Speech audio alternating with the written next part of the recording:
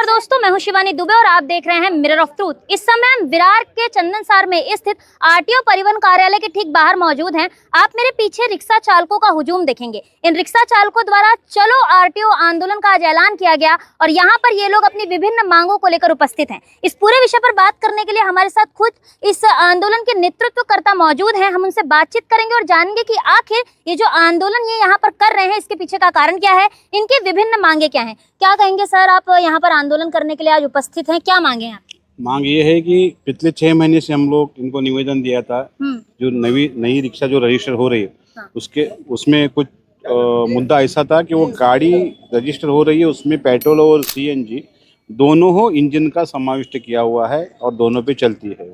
ये होने के बाद, रजिस्टर होने के बाद अगर आप देखने जाएगा तो ये आरसी बुक है। ये आरसी बुक के ऊपर यहाँ पे वनली सीएनजी लिखा गया है।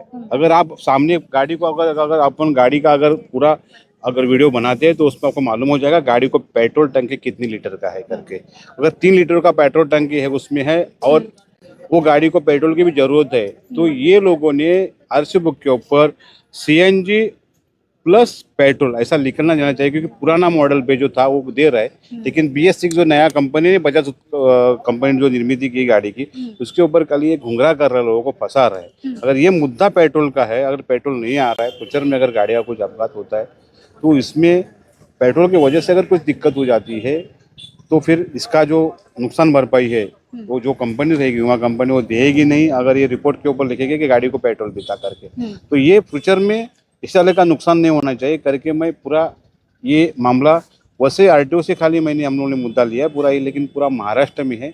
इसमें महाराष्ट्र सरकार संबंधित अभी नए हुए परिवहन मंत्री, इनको ये इसका जवाब देना चाहिए, लेकिन ये आरटीओ की वजह से, ये आरटीओ इसमें कुछ करने के लिए उनकी कमतरता करके हम लोग ने आज आंदोलन कर रहे हैं। दोस्तों, आसान भाषा में समझाएं तो आप मेरे सामने आरटीओ बुक देखिए, इसमें साफ तौर पर ये लिखा हुआ है कि ये जो गाड़ी नंबर है 6523, ये सिर्फ और सिर्फ सीएनजी है। लेकिन बता दें कि हर ऑटो रिक्शा में 3 लीटर जो है वो पेट्रोल की टांकी होती है।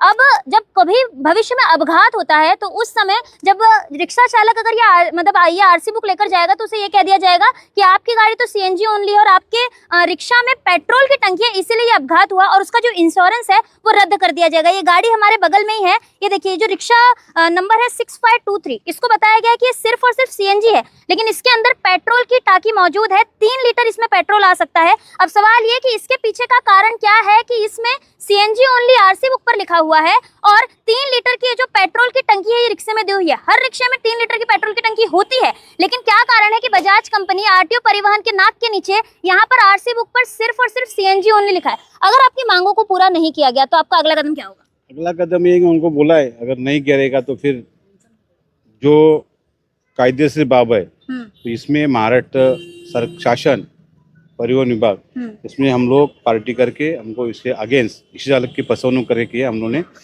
केस दर्ज करने वाले हैं या न्यायालय में जाके हमको इसके अगेंस्ट फाइल करने वाले हैं। अच्छा, वसई विरार नालासोपारा में एक और मुद्दा बहुत ज्यादा, जिस तरीके से आप ये आंदोलन कर रहे हैं कि यहाँ पर कंपनी द्वारा सिर्फ आरसी बुक में सीएनजी दिया जा रहा है, पेट्रोल नहीं दिया जा रहा। लेकिन अगर बात करें दूसरे विषय की, नालासोपारा वसई विरार में अवैध रिक्शा चालकों की भरमार है, जिसकी वजह से ट्रैफिक समस्या उत्पन्न होती है, महिला सुरक्षा पर भी सवाल खड़े होते हैं। तो आपने उन मुद्दों को क्यों नहीं उठाया, सिर्फ यही मुद्दा क्यों नहीं? आप अगर देखने जाएगा तो तीसरा जो मुद्दा है उसमें में लिखा हुआ है कि अगर आम जनता को शिकायत करना है तो पुलिस स्टेशन, आरटीओ या वाहतूक शाखे जाने से अच्छा उसको अपने मोबाइल से शिकायत अगर दर्ज करना है, सामने वाले रिक्शा की अगर शिकायत करना है तो ईमेल करके शिकायत देना चाहिए करके हम लोग इनको बोला कि संबंधित परिवहन विभाग का कर्तव्य है।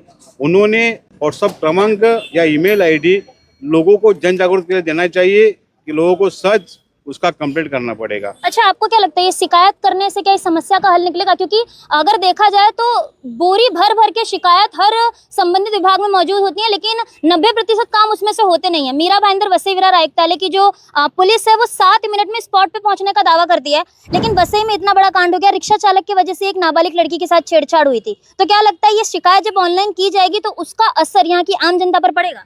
हाँ, उसका अगर शिकायत कोई भी करता है, शिकायत में अगर उसको रिक्शा वाले का कोई दिक्कत है, रिक्शा वाला गलत है, नशा करके चला रहा है, उसके अगर कंप्लेंट करके उसमें अगर मेंशन कर देगा कि ऐसा ऐसा है करके, तो उसके शिकायत का इनको तुरंत शिकायत लेके संबंधित रिक्शा चालक के ऊपर कार्रवाई करना इनका कर्तव्य है। नहीं, अगर संबंधित विभाग इतना जागरूक होता तो आज आपको आंदोलन करने की जरूरत नहीं पड़ती। आपने शुरुआत में कहा कि आप 6 महीने से इसके चक्कर काट रहे हैं आरटीओ विभाग के, तो शिकायत करने पे क्या उसको तुरंत संज्ञान में लेना प्लस ये काम करना आपको लगता है हो पाएगा? उसके वजह से हम लोगों ने बोला एक तो शुरुआत तो करो शिकायत का, शिकायत के लिए मेल आईडी तो आप जाहिर करो, लोग नहीं करते। उसके बाद अगर लोगों को नहीं किया तो खुद है ना संगठन मेरे और मैं है ना, ऐसा मैं रिक्शे वाले के साथ में हूँ, ऐसा मेरे पैसेंजर लोग जो है जनता है उसके साथ में मैं हूँ। अगर नहीं माने तो आप क्या करेंगे? नहीं माने तो फिर उसके लिए आगे का कदम हम लोग उठाएंगे कायदेशीर जो है वो इनको देखो, पहली बात है ये बैठे हुए लोक सेवक है और यहाँ आई हुई सब मालिक है उसकी। अभी इनको वही व्याख्या नहीं मालूम है कि मैं सरकारी अधिकारी करके बैठेगा कुछ बैठे, इनको ये मालूम नहीं कि मैं जनते का लोक सेवक है करके।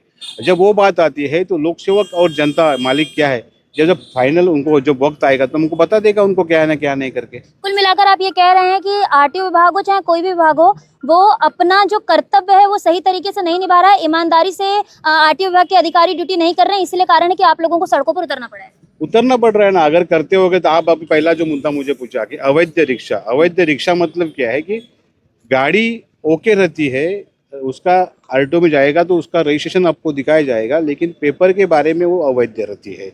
उसका पेपर जो है वो इंश्योरेंस रहेगा, फिटनेस रहेगा, सीएनजी रहेगा, ये जो है ये वैलिड नहीं होता है करके अवैध अपन बोला जाता है। लेकिन जो मालिक है, मैंने तो बीच में परिवहन विभाग को यही बताया था और उसका एक परिपत्रक भी है 2017 का, उसमें मेंशन किया हुआ है कि अगर विदाउट बैच वाले को अगर कोई गाड़ी देता है तो उसके परमिट वाले के ऊपर तत्काल कार्रवाई होना चाहिए।